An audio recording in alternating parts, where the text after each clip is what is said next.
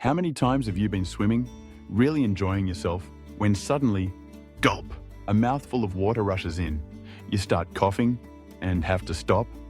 I know that feeling, and today I'm going to help you put an end to it so that every swim can be a calm, peaceful experience without swallowing water ever again.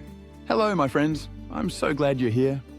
Swimming is a wonderful sport, especially as we get past 60. It not only keeps our bodies flexible and eases our joints, but it also brings that liberating feeling, like being a kid again.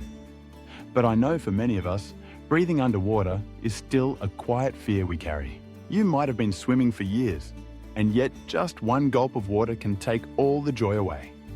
So today, I want to sit down with you, like old friends talking, and share how I, Sol, and thousands of other older swimmers have learned to breathe underwater gently, naturally, and safely.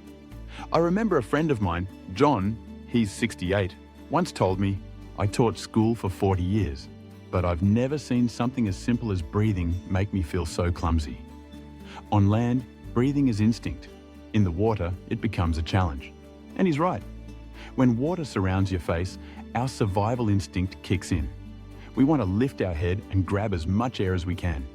But ironically, that rush to breathe is what makes us swallow even more water. The golden rule: exhale underwater. If you want to stop swallowing water, you need one thing: steady, consistent exhalation underwater. Science explains it clearly. When you hold your breath too long, pressure builds up in your lungs and your body tenses. Then, when you finally lift your head, you gasp for air, open your mouth too wide, and, yep, water sneaks in. So, when your face is in the water, start breathing out gently through your nose or mouth, almost like you're whistling silently. I often tell my students to imagine they're blowing bubbles. It's not just a mental trick, it's a real exercise. When you see those bubbles rising, you know you're breathing the right way. Head rotation, the golden key to freestyle. Most people don't swallow water because they don't know how to breathe, but because they turn their head too late or lift it too high. Picture this: you're swimming freestyle, your right arm is pulling back. Don't wait until that hand reaches your hip to turn your head. Start turning as soon as your arm passes your shoulder. And most importantly, don't lift your head up. Just rotate it to the side so that one eye stays underwater and the other is above the surface. Think of a dolphin coming up for air. It just peeks out. It doesn't lift its whole body. You'll notice that you save energy, keep your body in a straight line, and your mouth ends up right where it needs to be to get a clean breath without drinking the pool. Common mistakes. And how to fix them. Older swimmers often run into three main problems. Holding the breath too long. This creates a feeling of panic. The fix: exhale continuously, slowly, while your face is in the water. Turning the head too late. Then, just as the water rolls in, you're trying to inhale, and you swallow it. The fix: practice starting your head turn earlier, opening the mouth too wide.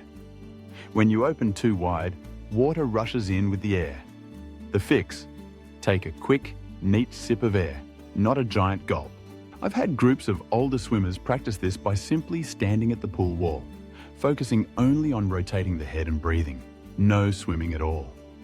Once they got comfortable with that motion, swimming became so much easier and so much more natural.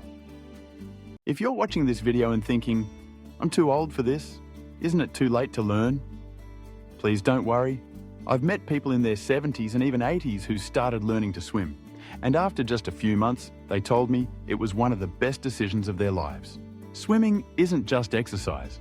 It's a way to feel young again, to feel alive, to feel free. And you deserve to experience that without the fear of swallowing water holding you back. If this video helped you swim a little smoother, hit that subscribe button so you won't miss more tips like this. And share your story in the comments. I read every single one. And who knows, your story might inspire someone else to start their own swimming journey. Remember, your breath is your companion. Once you learn to breathe in rhythm, swimming becomes a kind of music. Your body is the instrument and the water is the melody. So head to the pool, take a deep breath, and start again, gently, slowly, as a way of loving life.